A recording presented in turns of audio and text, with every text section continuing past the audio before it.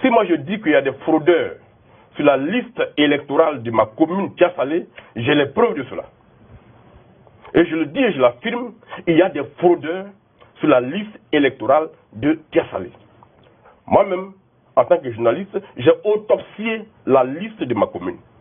Et tous ceux qui y sont inscrits de façon frauduleuse, j'ai leur nom. Ceux qui ont fraudé sur notre nationalité pour avoir des CNI, ceux qui leur ont distribué les CNI, on les connaît. J'ai fait un dossier que j'ai déposé auprès du parquet de Tia-Salé pour que le parquet poursuive ces gens qui ont fraudé objectivement pour être sur la liste, avec les preuves à l'appui. Le parquet m'a dit qu'il ne peut pas déclencher la poursuite sans l'accord du parquet de Yopougon. Donc je suis allé au parquet de Yopougon, rencontrer le procureur de Yopougon, pour lui produire la même documentation. Ce procureur donnait l'autorisation au procureur de Tia-Salé d'enclencher la poursuite pénale contre ces fraudeurs-là. Il m'a dit qu'il ne peut le faire qu'avec l'accord du ministre de la Justice. J'ai attendu 2 mois, l'accord ne venant pas. Moi-même, j'ai été saisi le ministre de la Justice.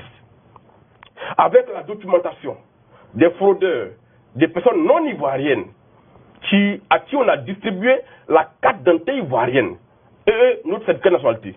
J'ai leurs extraits, j'ai les extraits de leurs parents, j'ai les lieux de naissance de leurs parents dans les pays où ils sont nés, j'ai tout ça.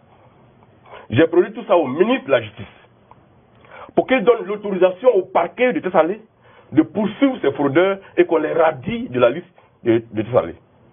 Et qu'en plus on les mette en prison pour fraude sur notre nationalité.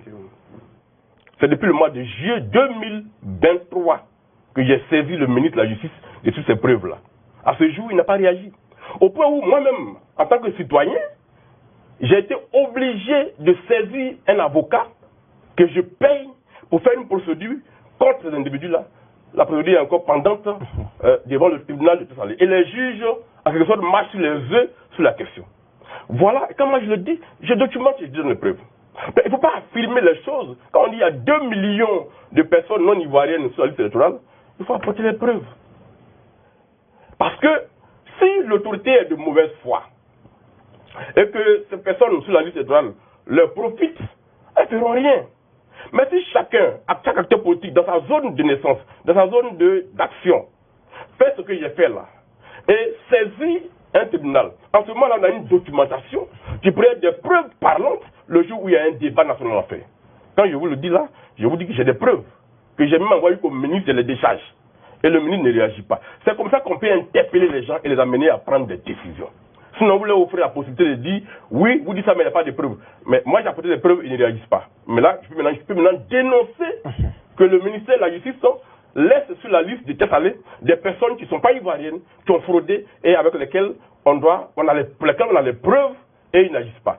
Ça, les partis politiques, ça ces éléments-là qui peuvent faire leur palabre. Donc aujourd'hui, moi, à Salé Timoko, je suis fondé à dire que la liste électorale de ma commune est truffée de personnes qui n'ont pas le droit d'y être, mais qui y sont. Et j'ai fait toutes les démarches prévues par les lois jusqu'au ministre de la Justice.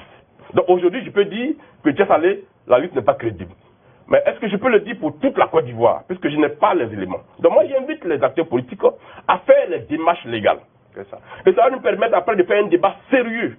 Parce que la CEI elle-même va se rendre compte qu'il y a une difficulté.